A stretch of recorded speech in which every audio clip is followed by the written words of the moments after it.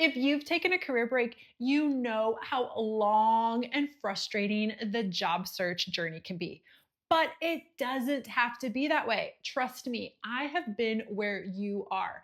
And it wasn't until I took these 3 steps that I was finally able to take the job search from frustrating and time consuming to streamlined and fruitful.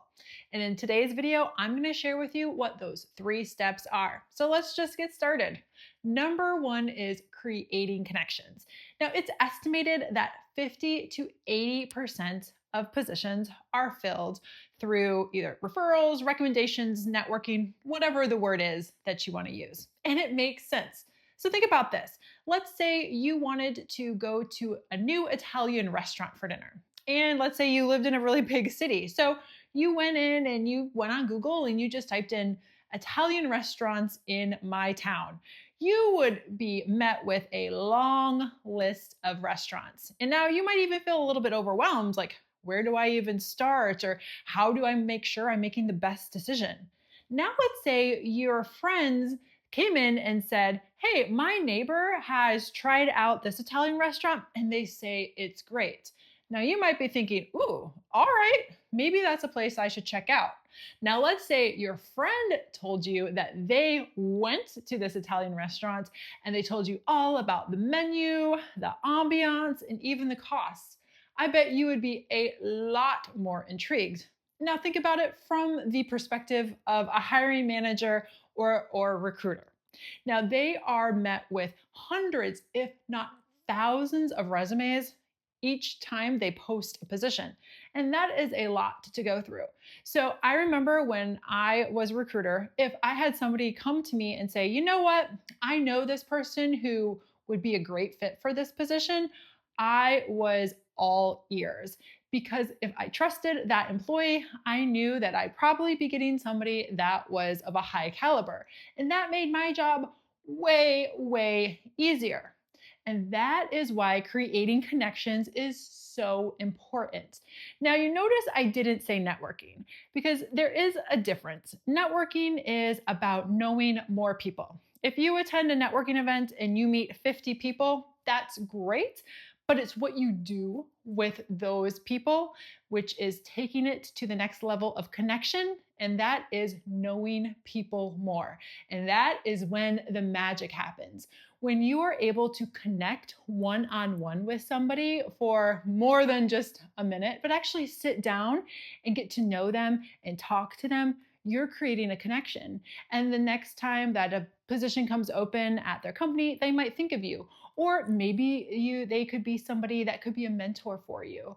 Or there are a number of other ways that creating connections is going to benefit you in the job search. So that's number one, creating connections.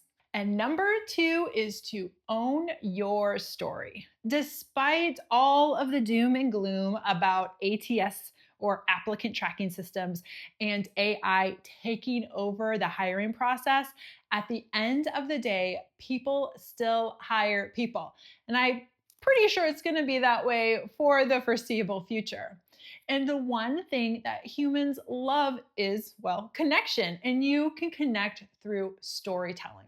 Now, when I was a recruiter, I interviewed, oh golly, I don't even know at this point, probably hundreds, if not thousands of candidates over the years. And I heard the same generic answers over and over. I'm a hard worker, or I'm excited for this new opportunity, or I've always wanted to work for this company. But that didn't tell me anything about them. That didn't tell me anything about their story. And that's what you want to do. You want to bring your story to life. You want to be authentically you, but in an engaging way that ties all of your experience, whether or not that's in the paid workforce or not, because I think there's a misnomer that what you did on your career break doesn't count.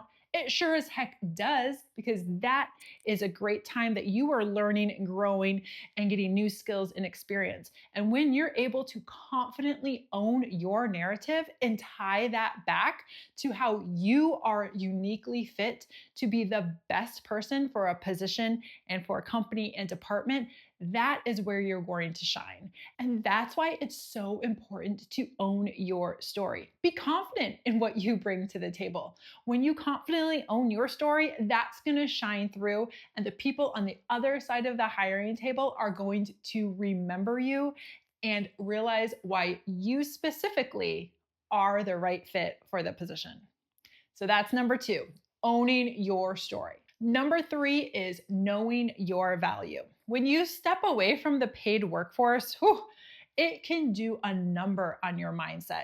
You might start questioning if your skills are still relevant, if you've been out of the workforce too long, wondering if what you have to bring to the table is even what they're looking for. Well, first of all, I want to stop you, because if you're having any of these thoughts, I'm here to assure you that you have something unique that only you can bring to a position, and that companies would be lucky to have you. But it's not up to me to tell you that. You have to believe in your own value and know your own value.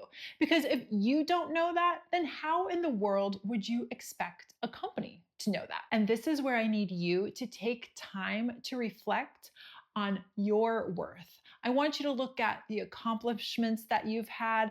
I want you to sit down and see what your unique strengths and skills are, and how you will uniquely benefit a company.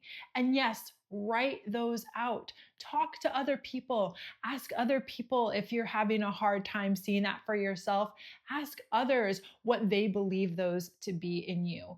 And when you can fully embrace those, then you are able to effectively communicate that to others. And I do also want you to be aware of what you believe your monetary worth is as well. There tends to be a little bit of a trap when we return to the paid workforce after a career break, that we just need to take the first thing that comes our way to get our foot back into the door. In fact, this happened to me. I was offered a job for $9 an hour. And for perspective, I was 38. And I, for a minute, thought about taking that position. But at the end of the day, I knew that I was worth more. And if I would have taken that position, I would have started off on the wrong foot, because I would have just been very bitter about the fact that I was being devalued.